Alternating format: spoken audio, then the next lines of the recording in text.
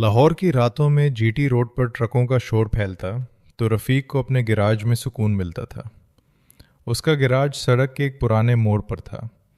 जब बारिश छत पर गिरती तो अंदर तेल और लोहे की बू के साथ अजीब सी खामोशी फैल जाती।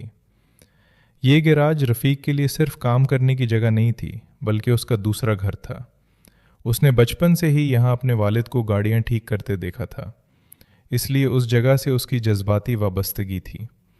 वो सुबह से लेकर देर रात गए तक अपना ज़्यादातर वक्त इसी गैराज में गुजारता था। वो हर छोटी बड़ी गाड़ी को पूरे ध्यान और मेहनत के साथ ठीक करता था। काम के मामले में वो इतना बाअसूल था कि बग़ैर तसल्ली किए किसी की गाड़ी वापस नहीं करता था। इंजन के जंग आलूद पुर्जों को चमकाना और गाड़ियों की खराबियां दूर करना इसके लिए एक जुनून की तरह था। शहर के तमाम ड्राइवर और गाड़ियों के मालिक उसकी ईमानदारी और महारत की वजह से उस पर अंधा एतमाद करते थे। जब भी कोई नई खराबी सामने आती तो वो उसे समझे बगैर और ठीक किए बगैर सुकून से नहीं बैठता था। उसके औजार हमेशा साफ सुथरे और तरतीब से रखे होते थे, जो उसकी मेहनत की गवाही देते थे। रफ़ीक के लिए अपना काम सिर्फ रोज़ी कमाने का ज़रिया नहीं था, बल्कि उसके दिल को सुकून देने वाला एक फ़न था। ये गैराज रफ़ीक को अपने वालिद उस्ताद हमीद से विरसे में मिला था। उस्ताद हमीद ने उसे सिर्फ गाड़ियों के नट बोल्ट किसना या पिस्टन बदलना नहीं सिखाया था, बल्कि इंजन की धीमी आवाज़ से उसकी तकलीफ़ पहचानना भी सिखाया था। एक रात तूफ़ान अपने उरूज पर था। सड़कें नदी नालों का मंजर पेश कर रही थीं और बारिश की छींटें गैराज के अंदर तक आ रही थीं। रफ़ीक अपनी पुरानी लकड़ी की मेज़ पर बैठा चाय का घूंट भर रहा था जब बाहर एक भारी इंजन की घड़घड़ाहट सुनाई दी। एक क्रेन जिसकी जर्द बत्तियां अंधेरे में डिगमगा रही थीं, गैराज के जंग आलूद गेट के सामने आकर रुकी। क्रेन के पीछे एक गहरे सुरमई रंग की होंडा सिविक लटक रही थी। गाड़ी का निचला हिस्सा नहर की काली मिट्टी और कीचड़ से बुरी तरह लथपथ था, लेकिन उसकी बॉडी पर किसी तसादुम या हादसे का निशान नहीं था। क्रेन का ड्राइवर जल्दी से नीचे उतरा। वो बारिश में पूरी तरह भीग चुका था और उसके चेहरे पर हो हवाइयाँ उड़ी हुई थीं। उसने गैराज के अंदर कदम रखते ही रफ़ीक के सामने एक लिफाफा और चाबी पटक दी। ये क्या है भाई, इतनी रात गए? रफ़ीक ने कुर्सी से उठते हुए पूछा। ड्राइवर ने हाँफते हुए दरवाजे की तरफ देखा, जैसे कोई उसका पीछा कर रहा हो। मुझसे मत पूछो उस्ताद जी, बस हुक्म मिला था कि यहाँ छोड़ आऊँ। अरे भाई, कम से कम ये तो बताओ कि गाड़ी के साथ क्या हुआ है, कोई हादसा है? रफ़ीक ने चाबी उठाते हुए कहा। हादसा नहीं, बला है ये, बला। ड्राइवर ने कांपते हुए हाथों से अपना मुंह पूंछा और उल्टे पांव बाहर भाग गया। अल्लाह का वास्ता है, मुझसे और कुछ न पूछो। उससे पहले कि रफ़ीक उसे और रोकता, क्रेन वाला गाड़ी स्टार्ट करके अंधेरे में गायब हो गया। रफ़ीक ने मेज़ पर रखे लिफाफे को उठाया। उसमें कुछ नोट और एक छोटा सा कागज़ था जिस पर साफ और सीधे अल्फाज में लिखा था, बराए मेहरबानी उसकी सर्विस और मुरम्मत कर दें, काम जल्दी कर दीजिएगा। रफ़ीक ने खुद से कहा, ऐसी गाड़ियां तो रोज़ आती हैं ठीक होने, लेकिन क्रेन वाला इतना खौफज़दा क्यों था? वो टॉर्च लेकर गाड़ी के पास गया। जैसे ही उसने ड्राइविंग सीट का दरवाज़ा खोला, उसके कदम वहीं जम गए। गैराज में आम तौर पर ऑयल और पुराने लोहे की बू बसी रहती है, लेकिन इस गाड़ी का दरवाज़ा खुलते ही फ़ज़ा में एक ऐसी मसहूर कुन और गहरी महक फैल गई जो उसके हवास पर छा गई। वो ताज़ा सुर्ख गुलाबों और मेहंदी की महक थी। ये क्या माजरा है? रफ़ीक ने बड़बड़ाते हुए गाड़ी के अंदर झांका। सीटें बिल्कुल साफ स्याह चमड़े की थीं, जिन पर पानी का एक कतरा तक नहीं था। डैशबोर्ड की बड़ी डिजिटल स्क्रीन बिल्कुल बंद और स्याह थी। मैकेनिक होने के नाते रफ़ीक ने पहला काम ये किया कि बोनट खोला। पहले बैटरी का तार काटना पड़ेगा, वरना इलेक्ट्रॉनिक्स में पानी जाने की वजह से सारा सिस्टम शॉर्ट हो जाएगा।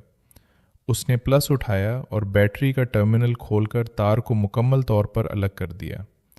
जब उसने तसल्ली कर ली कि अब गाड़ी में कोई करंट नहीं है, तो वो वापस गाड़ी में आया। लेकिन जैसे ही वो ड्राइविंग सीट पर बैठा, उसके रोंगटे खड़े हो गए। बैटरी का तार कटा हुआ होने के बावजूद गाड़ी की बड़ी स्क्रीन खुद ब खुद रोशन हो चुकी थी। स्क्रीन के दरमियान में एक डिजिटल घड़ी चमक रही थी जिसके नंबर बिल्कुल साकित थे, रात के 12:30। ये कैसे मुमकिन है? रफ़ीक का हाथ हुआ में ही रुक गया। बग़ैर बैटरी के स्क्रीन कैसे ऑन हो सकती है? इसी लम्हे गाड़ी के अंदरूनी स्पीकर से एक निहायत धीमी, मध्यम और दर्दनाक शहनाई की आवाज़ गूंजने लगी। वो आवाज़ इतनी रंजीदा थी कि रफ़ीक का दिल बैठने लगा। उसने घबराकर पीछे देखने वाले आईने की तरफ देखा। बारिश की बूंदों और बाहर के अंधेरे के पस मंज़र में उसे यूं लगा जैसे पिछली सीट पर सुर्ख जोड़े में मलबूस कोई वजूद अपने सर पर भारी दुपट्टे का पल्लू रखे खामोश बैठा है। कौन है वहाँ? रफ़ीक ने गुस्से और डर के साथ पीछे मुड़कर देखा। पिछली सीट पर कोई नहीं था, वो बिल्कुल खाली थी। लेकिन जैसे ही उसने टॉर्च की रोशनी डाली, उसकी ज़बान से एक हल्की सी चीख निकल गई। स्याह चमड़े की सीट पर ताज़ा सुर्ख गुलाब की पत्तियों का एक ढेर बिखरा हुआ था, जिन पर शबनम की नन्ही बूंदें चमक रही थीं। अगली चंद रातों तक वो गाड़ी गैराज के कोने में ही पड़ी रही और हर रात रफ़ीक के लिए एक नया इम्तिहान बन गई। पहली रात जब घड़ी ने 12:30 बजाए और चाबी रफ़ीक की लकड़ी की मेज़ की दराज में बंद पड़ी थी, अचानक बोनट के अंदर से सेल्फ घूमने की एक करख्त और ज़ोरदार आवाज़ आई, जैसे कोई अनदेखा शख्स इग्निशन में चाबी घुमाकर इंजन स्टार्ट करने की कोशिश कर रहा हो। रफ़ीक हड़बड़ा कर उठा। उसने मेज़ की दराज खोलकर देखा, चाबी वहीं मौजूद थी। उसने लरसते हुए हाथ से खुद से कहा, यह कोई मशीन की ख़राबी है, वायरिंग में कोई फॉल्ट होगा जो खुद ब खुद सेल्फ को करंट दे रहा है। हाँ, यही बात है। लेकिन अगली रात उस खुद साख्ता तसल्ली का भरम भी टूट गया। ठीक 12:30 बजे गैराज के अंधेरे में गाड़ी की नेविगेशन स्क्रीन खुद ब खुद रोशन हो गई। उस पर कोई नक्शा नहीं था, बस एक नामुकम्मल लकीर थी जो जीटी रोड से नहर के पुराने पुल की तरफ जाती थी, और स्क्रीन के नीचे बार बार टिमटिमाते हुए अल्फाज उभर रहे थे, दोबारा रास्ता तलाश किया जा रहा है।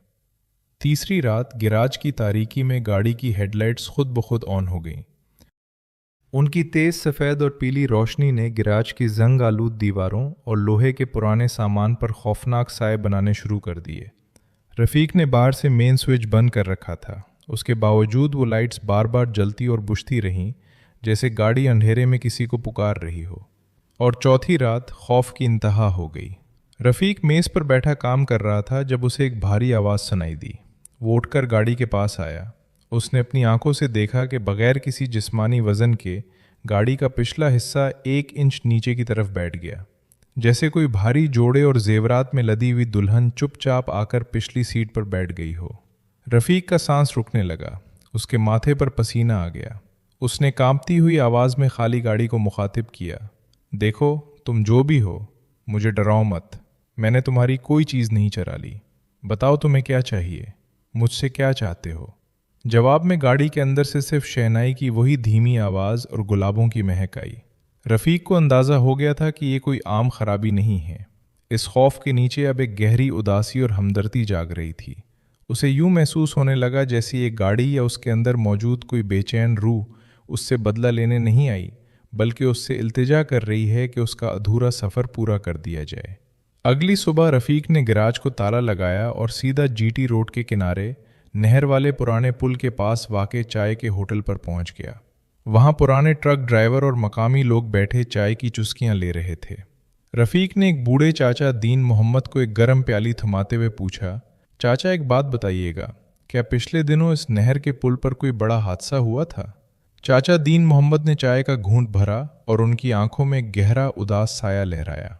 क्यों उस्ताद रफ़ीक, पूछ क्यों रहे हो? क्या तुम्हारे पास भी वो गाड़ी आई है? रफ़ीक के हाथ से चाय का कप हल्का सा काम गया। तुम कैसे जानते हो चाचा? लोगों ने मुड़कर रफ़ीक को देखा। एक दूसरे ड्राइवर ने हुक्के का कश लगाते हुए कहा, वो रात कोई नहीं भूल सकता रफ़ीक भाई। तूफ़ानी बारिश थी, सड़कों पर पानी फवारे मार रहा था। शादी का एक छोटा सा काफिला उसी जीटी रोड से गुजर रहा था। काफिले की सबसे अगली गाड़ी यही सरमई होंडा सिविक थी, जिसमें सारा नामी दुल्हन सवार थी। रफ़ीक ने सांस रोककर पूछा, फिर क्या हुआ था? फिर क्या होना था बेटा? चाचा दीन मोहम्मद ने अफसोस से सर हिलाया। नहरी पुल का पानी हद से बढ़ चुका था और पुल पर तुग़यानी थी। जब दुल्हन की गाड़ी उस पुल पर आई तो ब्रेक फिसल गई और तेज़ हवा के झोंके ने गाड़ी को सीधा नहर के मुंह ज़ोर पानी में धकेल दिया। کیا ڈرائیور اور باقی لوگ بچ نہیں سکے؟ رفیق نے بےتابی سے پوچھا۔ ڈرائیور اور آگے بیٹھا اس کا رشتہ دار تو کسی طرح شیشے توڑ کر باہر نکل آئے اور تیر کر کنارے لگ گئے۔ ایک اور شخص نے بات آگے بڑھائی، لیکن پچھلی سیٹ پر بیٹھی سارا، اس کے عروسی جوڑے کے بھاری گھیراؤ، زیورات اور سب سے بڑھ کر گاڑی کے چائلڈ لاک کی وجہ سے وہ دروازہ اندر سے نہ کھل سکا۔ وہ وہیں پانی میں ڈوب گئی، اور جب تک کرین آئی اس کا وقت تمام ہو چکا تھا۔ اور حادثے کا وقت کیا تھا؟ رفیق کی آواز دھیمی پڑ گئی۔ چاچا دین محمد نے گہرا سانس لیا۔ ٹھیک رات کے 12:30 بجے، جب گھڑی نے 12:30 بجائے تھے، تبھی وہ گاڑی نہر میں ڈوبی تھی۔ سارا اپنے باپ کا گھر چھوڑ کر چلی تو تھی، لیکن اپنے سسرال کی دہلیز تک نہیں پہنچ سکی۔ اس کا یہ رخصتی کا سفر ادھورا ہی رہ گیا۔ رفیق کو اب سب کچھ سمجھ آ گیا تھا۔ سارا کی روح اسی ادھورے موڑ پر رات کے 12:30 بجے کے اس وقت پر ہمیشہ کے لیے قید ہو کر رہ گئی تھی۔ اس شام رفیق نے اپنی موٹر سائیکل نکالی اور چاچا دین محمد کے بتائے ہوئے پتے کے مطابق سارا کے گاؤں روانہ ہو گیا۔ سارا کا گھر ایک بڑی، پرانی اور خاموش حویلی تھی۔ حویلی کے دروازے پر پہنچ کر رفیق نے کئی بار گھنٹی بجائی، تب جا کر ایک بوڑھے تھکے ہوئے شخص نے دروازہ کھولا۔ وہ سارا کے والد تھے۔ ان کے چہرے پر گہرے غم کے آثار تھے۔ آپ کون ہیں؟ بوڑھے باپ نے کپ کپاتی آواز میں پوچھا۔ رفیق نے اپنے گریز سے بھرے ہاتھ جوڑے اور سر جھکا کر کہا، چاچا جی، میرا نام رفیق ہے، میں مکینک ہوں۔ سارا کی وہ گاڑی اس وقت میرے گیراج میں کھڑی ہے۔ بوڑھے باپ کا چہرہ درد سے اور زیادہ سپیڈ ہو گیا۔ انہوں نے غصے اور بے بسی سے دروازہ بند کرنا چاہا۔ تم یہاں کیا لینے آئے ہو؟ پولیس والے گاڑی لے گئے تھے، تم اسے کیوں لے آئے؟ ہمارے زخم کیوں ہرے کر رہے ہو؟ نہیں چاچا جی، خدارا دروازہ بند مت کرے۔ رفیق نے ہاتھ آگے کر کے دروازہ روکا۔ میری بات سنیں، وہ گاڑی کسی خرابی کی وجہ سے میرے پاس نہیں آئی۔ سارا، وہ اندر سے رو رہی ہے، اس کا سفر ادھورا ہے۔ وہ ہر رات 12:30 بجے اپنے گھر جانے کی کوشش کرتی ہے۔ اسی لمحے صحن کے اندر سے ایک دل چیر دینے والی سسکی ابری۔ سارا کی ماں، جو کونے میں زمین پر بیٹھی اپنی بیٹی کے سلے ہوئے عروسی جوڑے کو سینے سے لگائے رو رہی تھی، اٹھ کر دوڑتی ہوئی دروازے تک آئی۔ اس نے رفیق کے بازو پکڑ لیے اور روتے ہوئے بول اٹھی، بیٹا، میری بچی، کیا میری بچی ابھی تک سڑک پر ہے؟ کیا وہ ٹھنڈے پانی میں بھٹک رہی ہے؟ کیا وہ گھر نہیں پہنچی؟ رفیق کی اپنی آنکھوں میں آنسو چھلک آئے۔ اس نے دھیمی اور پر یقین آواز میں کہا، اماں جی، وہ بھٹک نہیں رہی، وہ بس اپنے ماں باپ کی اجازت اور دعا چاہتی ہے۔ اس کی رخصتی ادھوری رہ گئی تھی۔ اگر آپ لوگ اسے خود اپنے ہاتھوں سے دعا دے کر رخصت کر دیں تو اس کا یہ سفر پورا ہو جائے گا۔ سارا کے باپ نے اپنا سر دیوار پر ٹیک دیا اور ان کی سسکیاں نکل گئیں۔ انہوں نے روتے ہوئے کہا، ہمیں کیا کرنا ہوگا بیٹا؟ ہماری بیٹی کو گھر پہنچا دو، بس ہماری بیٹی کو گھر پہنچا دو۔ اگلے دن رفیق نے پوری جان لگا کر اس ہونڈا سیوک کے انجن کو نکھار دیا۔ اس کے بریکس، اس کا سسپینشن اور اس کی باڈی کو اس نے ایسے چمکا دیا جیسے وہ کوئی نئی گاڑی ہو۔ شام ڈھلتے ہی رفیق گاڑی کو خود چلاتا ہوا سارا کے والدین کے گھر کے سامنے لے آیا۔ حویلی کے باہر سارا کے ماں باپ اور چند قریبی لوگ موجود تھے۔ ماں کے کانپتے ہاتھوں میں ایک زرد اور سرخ رنگ کا بھاری گوٹے والا دلہن کا دوپٹہ تھا۔ ماں نے قدم بڑھایا اور گاڑی کا پچھلا دروازہ کھولا۔ گاڑی کے اندر سے وہی تازہ گلابوں اور مہندی کی دھیمی مہک باہر آئی۔ ماں نے وہ دوپٹہ نہایت پیار اور احترام سے پچھلی سیٹ پر پھیلا دیا اور جھک کر سیٹ کو ایسے چوما جیسے وہ اپنی بیٹی کی پیشانی پر آخری پیار دے رہی ہو۔ سارا کا باپ کھڑکی کے پاس جھکا، ان کا پورا جسم کانپ رہا تھا۔ انہوں نے اپنی لرزتی ہوئی انگلیاں پچھلی سیٹ کے کنارے پر رکھیں اور بھاری اور روتی ہوئی آواز میں کہا، بیٹا سارا، اب اپنے گھر جاؤ، ہم نے تمہیں اپنے دل کی تمام دعاؤں کے ساتھ رخصت کیا، خدا تمہارا یہ سفر آسان کرے۔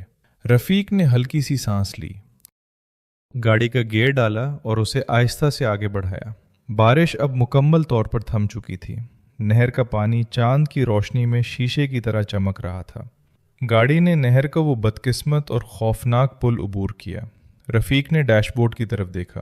نیویگیشن سکرین پر جو لکیریں مہینوں سے ادھوری اور سرخ تھیں وہ اب بالکل سیدھی ہو چکی تھیں۔ نقشے پر سارا کے سسرال والے گاؤں کا راستہ صاف دکھائی دے رہا تھا، اور پھر جیسے ہی گاڑی اس گاؤں کے مرکزی موڑ پر پہنچی، اسکرین پر کوئی نیلا نقطہ نہیں ٹمٹمایا۔ بلکہ اسپیکر سے ایک انتہائی میٹھی، صاف اور پرسکون انسانی آواز گونجی، آپ کی منزل آ گئی ہے۔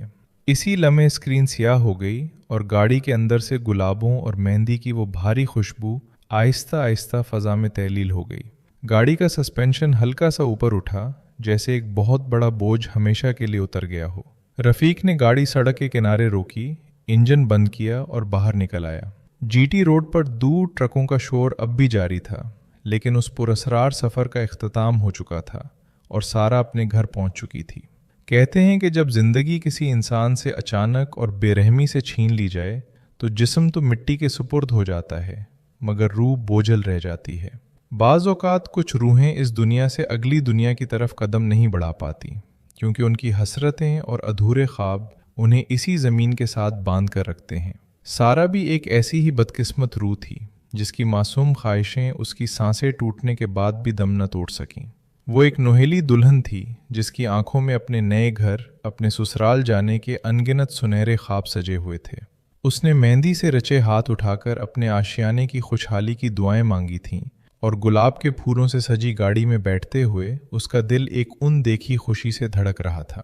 لیکن تقدیر کو کچھ اور ہی منظور تھا، اور ایک دردناک سڑک حادثے نے اس کا سفر ہمیشہ کے لیے ادھورا چھوڑ دیا۔ حادثہ اتنا اچانک اور ہولناک تھا کہ سارا کو یہ سمجھنے کا موقع ہی نہ ملا کہ اس کی زندگی کا باب ختم ہو چکا ہے۔ اس کی روح کو اپنے نئے گھر پہنچنے کی ایسی آرزو تھی کہ وہ اس گاڑی میں ہی قید ہو کر رہ گئی۔ ہر رات جب گھڑی میں 12:30 کا وقت ہوتا تو وہ گاڑی پراسرار طور پر زندہ ہو جاتی تھی۔ گاڑی کے اندر گلابوں کی تازہ مہک اور مہندی کی خوشبو پھیل جاتی، جو سارا کی موجودگی کا خاموش اعلان ہوتی تھی۔ سارا کی ناسودہ روح کا ایک ہی حکم ہوتا تھا کہ اسے اس کے سسرال، اس کے نئے گھر پہنچایا جائے، مگر دنیا والے اس پراسرار اور خوفناک راز کو سمجھنے سے قاصر تھے۔ صرف رفیق وہ واحد انسان تھا جس نے اس تڑپتی اور بھٹکتی ہوئی روح کا درد اپنے دل میں محسوس کیا۔ رفیق نے جب پہلی بار اس گاڑی میں سارا کی خوشبو اور اس کی خاموش سسکیوں کو سنا تو اسے خوف کے بجائے ایک عجیب سی ہمدردی کا احساس ہوا۔ رفیق سمجھ گیا تھا کہ سارا کوئی نقصان پہنچانے والی روح نہیں، بلکہ ایک ایسی تڑپتی ہوئی دلہن ہے جو بس اپنے منزل مقصود تک پہنچنا چاہتی ہے۔ اس نے اپنے دل میں یہ پکا عہد کر لیا کہ وہ اس بھٹکتی ہوئی روح کا سفر مکمل کروائے گا۔ اس کے لیے یہ کوئی عام ڈرائیونگ کا کام نہیں تھا، بلکہ ایک ادھوری روح کو ابدی سکون اور نجات دلانے کا ایک مقدس مشن بن چکا تھا۔ گاڑی کی گھڑی بالآخر 12:30 سے آگے بڑھ کر 12:31 پر آ گئی، جو اس بات کا ثبوت تھا کہ گاڑی کا یہ پراسرار سفر بالآخر اپنے اختتام کو پہنچ چکا ہے۔ وہ گلاب اور مہندی کی مہک جو اتنے عرصے سے اس گاڑی میں قید تھی، رات کی صاف ہوا میں تحلیل ہو کر غائب ہو گئی۔ سارا کو آخرکار وہ سکون مل گیا تھا جس کی تلاش میں اس کی روح بھٹک رہی تھی۔ رفیق نے جب انجن بند کیا تو گاڑی کے اندر ایک گہرا اور مقدس سناٹا چھا گیا تھا، جو کسی ابدی نجات کا پتہ دے رہا تھا۔ اس نے خاموشی سے باہر نکل کر رات کی ٹھنڈی ہوا کو اپنے چہرے پر محسوس کیا۔ جی ٹی روڈ کا شورغل اب بھی جاری تھا، لیکن اس گاڑی کے اندر کا طوفان ہمیشہ کے لیے تھم چکا تھا۔ گاڑی اب صرف ایک بے جا لوہے کا ڈھانچہ تھی، کیونکہ اس کی روح اسے چھوڑ کر جا چکی تھی۔ سارا اب اپنی منزل پر تھی، اس کا ادھورا سفر مکمل ہو چکا تھا اور وہ اپنے گھر پہنچ چکی تھی۔ رفیق نے گاڑی کے دروازے کو دیکھا اور ایک لمبی سکون بھری سانس لی۔ اس کی آنکھوں میں نیکی اور فرض شناسی کی کامیابی کے آنسو چمک رہے تھے۔ اس نے سارا کی روح کے لیے خاموشی سے دعا کی اور اس کے ابدی سکون کی التجا کی۔ اس رات کے بعد وہ گاڑی پھر کبھی 12:30 پر خود بخود نہیں جاگی۔ گاڑی سے اب گلابوں کی مہک نہیں آتی تھی، بلکہ ایک پرسکون اور خاموش فضا چھائی رہتی تھی۔ لوک داستانوں کی طرح اس حادثے کا ذکر تو لوگ کرتے رہے، لیکن کوئی نہیں جانتا تھا کہ اس رات کیا معجزہ رونما ہوا تھا۔ سارا کی روح کو بالآخر اگلی دنیا کا راستہ مل گیا تھا، جہاں اسے ادھوری حسرتوں کا بوجھ نہیں اٹھانا پڑے گا۔ رفیق کے لیے یہ سفر اس کی زندگی کا سب سے بڑا اور قیمتی تجربہ بن چکا تھا۔ اس نے ثابت کر دیا تھا کہ سچی ہمدردی اور خلوص نیت سے تڑپتی ہوئی روحوں کو بھی نجات دلائی جا سکتی ہے۔ سارا اب اپنے حقیقی اور ابدی گھر میں پرسکون تھی، اور اس کا ادھورا سفر ہمیشہ کے لیے مکمل ہو چکا تھا۔